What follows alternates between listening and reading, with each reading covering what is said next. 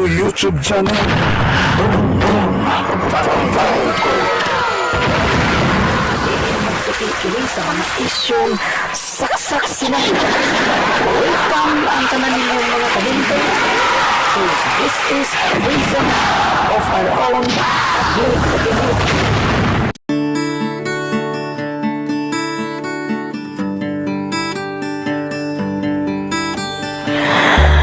Makapag-uol kayo huna-hunaon mga bay nga sa tibuok kalibutan 400 na lang ni kapin ang nahibilin matud pa sa report sa Burn to be Wild. Anhira ni diri makita sa Pilipinas sa probinsya sa Mindoro. Kung naa pa lang untay ikakaya ang atong nasod, ang dapat unta sa Mindoro dili ang ipapuy-an og tao ug anha diha papuy-on ang tanan nga laing-laing klase sa mga endangered species. Unya ang isig kakilid sa tibuok nga kabaybayunan sa Mindoro pwede koralon ug anha diha palig-unon ug palambuon ang atong naval forces sa militar ug ubang kagamitan sama sa frigates, submarine, destroyer, corvettes, patrol vessels ug uban pang weapon assets sa atong armadong kusog sa Navy. Murag funny ra kayo akong suggestions bay no?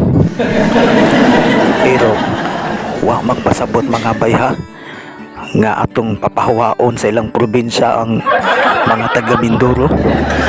Pasensya lang jud kayo nitong opinion nga saksak sinagol kayo sahay lagi pud ang atong mga suggestions mura bag desperado kayo kay lagi tungod lagi ni sa atong kabalaka aning mga mananapa nga sa tibuok kalibutan kini nalayng nabilin in town.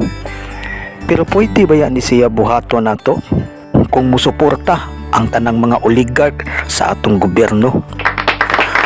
O nganong murag hinay man kinang pagkapakpaka unsa wa mo kauyon sa akong gisulti? Taga Mindoro di mo tanan? Bitaw. Kung saon dunay ubang mga kapitalista nga hakog kaayo, sigig pamalit og yuta unya pangkoralon, hastang isla pamaliton.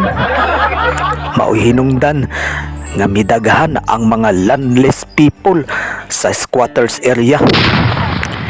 Ang mga homeless people og endangered species daw murag nagkuntis kung kinsay mulahutay sa pagpakigbisog batok sa kalisdanan aning atong kahimtang nga gasagol-sagol lang ang suliran nga kung buot lang jud huna-hunaon unta pwede ra jud unta ni agakon kung magkahiusa ang tanang mga oligarch ug ubang religious sectors sa pagpakig-angay sa ilang bahandi.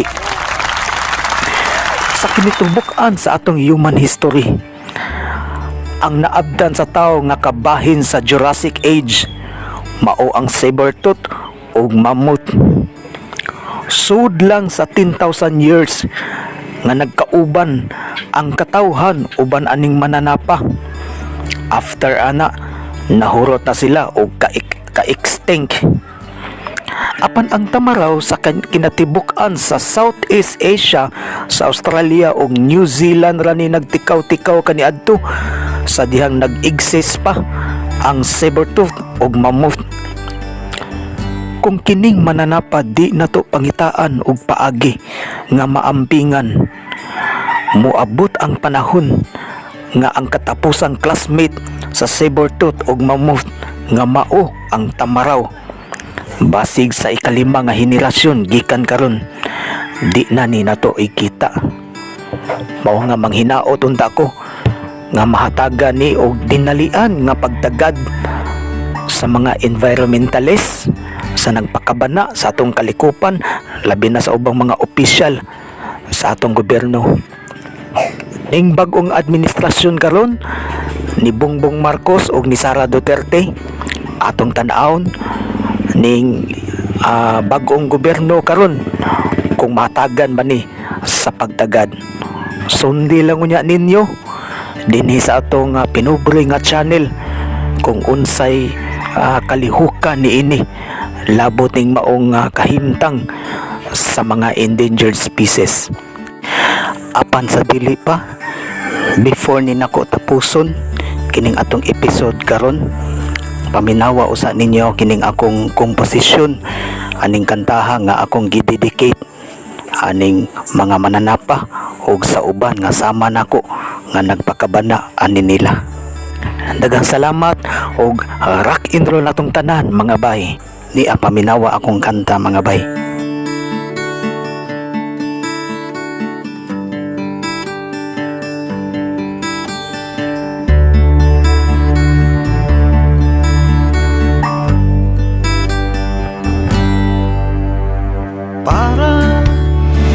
Para sa tanan,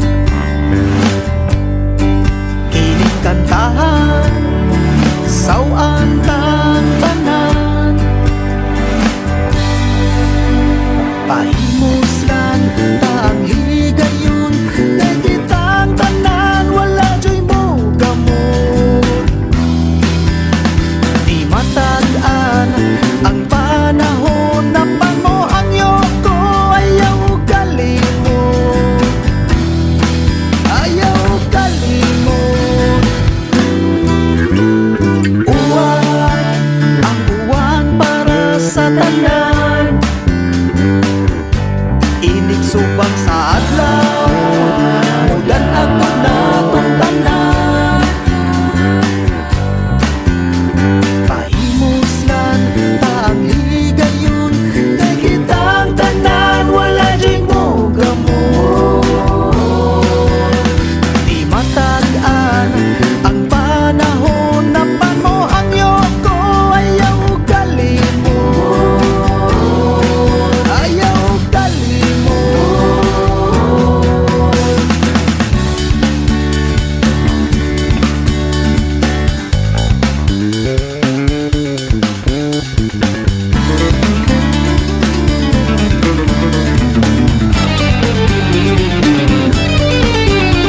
Pahimuslan taang higayon kay kitang tanan, wala joy mo gamot.